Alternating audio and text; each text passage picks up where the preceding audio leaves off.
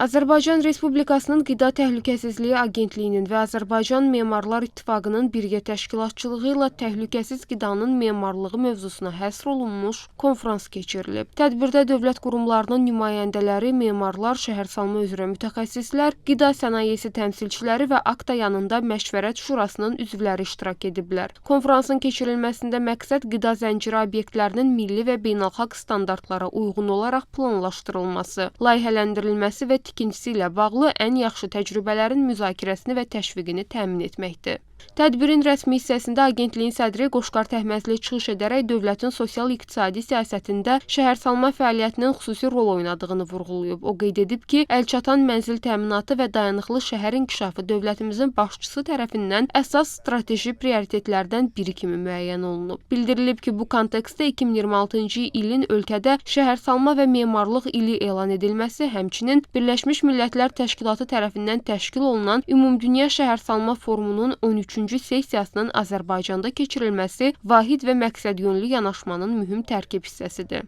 Azərbaycan Memarlar İttifaqının idarə heyətinin sədri Elbay Qasımzadə Azərbaycanda memarlıq və şəhərsalma sahəsinə dövlət səviyyəsində göstərilən diqqət və qayğıdan bəhs edib. Bildirib ki, şəhərlər sosial infrastruktur, təhsil, səhiyyə, nəqliyyat və məşğulluq imkanlarına görə daha cəlbedicidir. Bu isə urbanizasiya məsələsini qlobal çağırışa çevirir. Əməkdar memarın sözlərinə görə Azərbaycanda urbanizasiya ilə bağlı məsələlərin həlli istiqamətində ciddi işlər görülür. Qarabağ və Şərqi Zəngəzurla yanaşı, ölkənin digər bölgələrində də geniş quruculuq və abadlıq işləri aparılır, sosial və iqtisadi infrastruktur yaradılır.